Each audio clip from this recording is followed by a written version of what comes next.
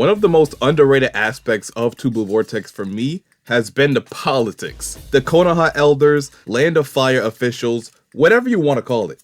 It's a feeling I haven't even gotten when watching Naruto all the way through. It's really impressive how they can implement political issues in the main plot of the show and make it actually feel like there's a lot at stake. So in this video, I'm going to shine some well-deserved light on this entire situation because by the way it's going now, this can have some serious implications on the outcome of not only this current arc, but the direction of the entire series. It could even influence what Koji likes to call the worst possible future. So relax, grab some snacks, and let's hop into it, shall we? Oh yeah, almost forgot. Before we hop into the video today, if you could drop a hype on the video, that would be greatly appreciated. It's been helping the videos reach even higher heights in the YouTube algorithm. Every hype matters. Thank you to everyone who shows constant love to the channel.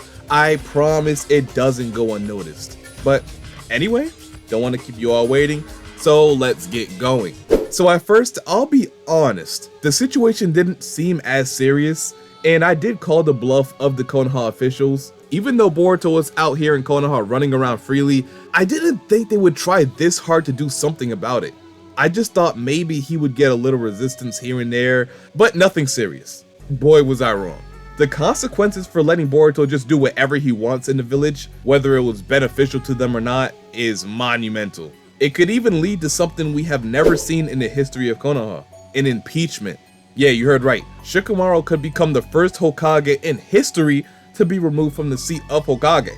I would say in Gokage history, but we just don't have enough information on all the Kage ever to confirm that. But if I was to bet, I'd say there was really no Kage to be removed from power strictly because of their own actions. But to give my boy Shikamaru the benefit of the doubt, he's been presented with a situation that never happened in any other Kage term. To say the situation is crazy is an understatement.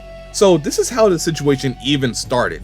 As we know, ever since Boruto came home, he's been doing nothing but things that benefited Konoha.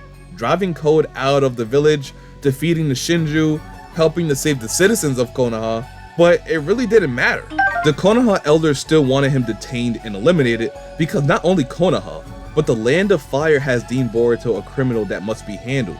Looking into it a bit deeper, it's not really the elders' fault per se.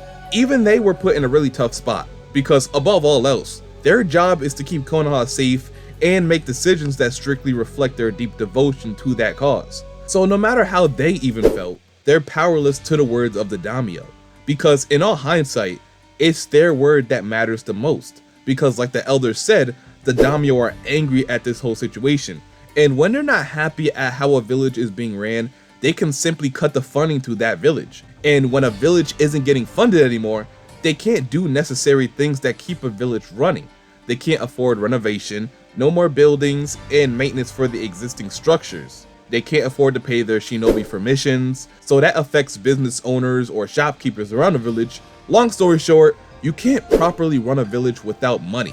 We all know this. So that's why he said the continued existence of Konoha is in great danger. And rightfully so. This situation even looks worse from those looking in. You have a rogue shinobi who supposedly killed the current Hokage running around in the village without any resistance. In fact, it's almost as if he's welcomed in the village. Nobody is chasing him out or even trying to capture him. And that's a problem. It's worse than any situation Konoha has ever had with a rogue shinobi. Going down the line, as horrible of crimes Sasuke committed, even actually unaliving the current Hokage in Danzo, he never was allowed to freely roam around in the village until after he redeemed himself in the 4th Great Ninja War and Kakashi became Hokage and used his power to free Sasuke. Granted, he never tried to run around in the village while being a rogue shinobi, but you guys get the point. Itachi's situation was more of an inside job that was initially fueled by the Konoha officials. But even then, he still wasn't able to just come and go from Konoha without any resistance. And if he was, I believe Konoha would be met with the same reaction and threat of being defunded. So everyone reacting like this to Boruto is perfectly normal. And there's a chance this situation wouldn't have even escalated if Boruto hadn't escaped from his interrogation. This was the point that changed everything, because it not only was a missed opportunity to get rid of one of Konoha's most infamous criminals at this point, but it also confirmed that someone is secretly helping Boruto, or could be in alignment with him. And it wasn't just any old random person, it was someone that was of a higher status in the political orb of Konoha. Konohamaru stated that only him along with Ibiki and Shikamaru know the code to the cuffs, which means not any ordinary shinobi has the code. Only those who are extremely trusted are allowed to have knowledge of this code. Not even the elders know the code, but they're also aware that only a select few people know of the code. So it's perfectly feasible to believe their suspicion is valid. And based off the fact that even before the interrogation started, Konohamaru told Boruto that the cuffs were impervious to impact. So you can't break them simply by hitting it against the table or something simple like that. They're incredibly durable. So just because Mitsuki may have slammed himself into Boruto, the cuffs still should have been able to withstand that, which is even more evidence that proves this wasn't just a coincidence. Someone did this, and someone close. So now hearing of the situation, Konoha had to report to the Daimyo that he escaped. This really angered the Daimyo, as they are frustrated that they can't even handle one measly shinobi. So the elders are now informed that they have one more chance. Either take Boruto out, or there will be lasting consequences, and those responsible will be brought to task. Now usually, the situation wouldn't be escalated much further than this, but since we already confirmed that there is a mole in Konoha assisting Boruto, of course this leaves room for the situation to actually escalate. And we can see just how Ikimoto chose to escalate this situation later on. He made it so we can actually see the consequences of Shikamaru's actions. We see the suspicion build up because of how he's moving. And as the suspicion is building up, Shikamaru is becoming a more and more important figure in the plan to keep the future safe and eliminate the shinju. So therefore, increasing the stakes and tension that the situation brings to us. As soon as the others returned to Sunagakure, Shikamaru got summoned by the elders, and it's here where the situation officially went from irritating to exasperating. Because now the Daimyo's personal chamberlain is in town, and he's absolutely not going to leave until the situation is fully resolved. And while he's in the village, it puts pressure on everyone to really lock in. Because now, it's not something they can just put off to a later time. They have to treat the political problem as urgent as they do the shinju. That's what's so annoying about this whole thing. You have a bunch of people who don't truly understand the direness of the situation and want everything done their way, even though their way would result in the worst possible future happening even faster. So it's no doubt their way of doing things is wrong, but it doesn't matter because they hold more power over even the Hokage right now. I guess the only saving grace in this situation is Koji helping Shikamaru as much as he can to keep his job. And I mean, that's a huge saving grace because remember, Koji can literally see into the future. He can look at a timeline where Shikamaru keeps his job as Hokage and tell him what to do and say that'll influence the timeline to that specific future. But remember, Koji can't literally walk him through the conversation, so he'll have to freeball it a little bit. And hopefully he doesn't say anything that causes him to get fired.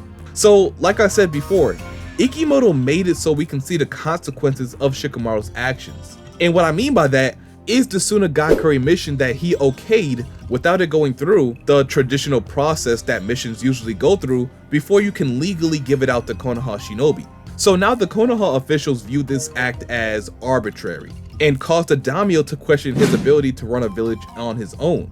And because of Konohamaru defending Boruto and Shikamaru's secretiveness, it just made them even more suspicious. Suspicious to the point where Koba believes there's a mole residing in the village. And it's not hard to deduce who it might be based on the clues that is already being offered to him. There was only a handful of people present in the room when Boruto escaped, and even fewer people even knew of the code to the handcuffs. So at most, there should only be 4 suspects: Konohamaru, Mitsuki, Shikamaru, and Ibiki. Until they find the mole, these 4 are inevitably going to be interrogated. And that would be completely fine if Kashin Koji wasn't like extremely busy because of what's going on in Konoha. Like, I'm not even exaggerating. There couldn't have been a worse time to execute interrogations in Konoha. The situation has gotten so serious, it appears that every chapter we're getting an update on the interrogations. So first, Konohamaru got questioned, but Kobu quickly determined that he couldn't be the mole because of the way he answered and the fact that he came out and said certain things while being in the situation he's currently in. He believed that the mole had to be more intelligent, and Konohamaru didn't exactly have the nature of a mole. So the next one to be questioned was Mitsuki, because above all else, he was the one who last made contact with Boruto before he escaped, so it makes sense that he's interrogated next. However, during Mitsuki's questioning, he doesn't say anything incriminating like Konohamaru, and he's the child of the infamous Shikamaru, as he purposely states, which automatically makes him more of a suspect than Konohamaru. In fact, Mitsuki didn't say anything at all, and the interrogation was most likely going to be longer until Konohamaru stepped in and got caught in a lie, saying that he forgot to set the cuffs. Now in the current time, Lord Kobu wishes to speak to Shikamaru, and may I remind you, this is right in the middle of the most important stretch of the Momoshiki invasion. Shikamaru has one of the most important roles in this operation, so he simply can't up and leave. He acts as communication between Koji and Konoha, and as it pertains to the situation, he relays important information about Momoshiki to everyone in the mission. Information like where they are, how many, and even where to go next. He's the orchestrator behind everything, so without him, the operation takes a major hit, and it could increase the chances of the future where Himawari and Ada are killed. All because Shikamaru is being called up to the principal's office. So now looking at the situation, if Shikamaru gets interrogated and they come to the conclusion that he is responsible for Boruto's escape, I don't believe Koji when he says, worst case scenario, he loses his standing as Hokage. In fact, I can't believe that, because it's simply not realistic. What Shikamaru is doing is clear treason. He's actively betraying his own village, his own country to take it a step further. And this is a crime that can easily land him in prison.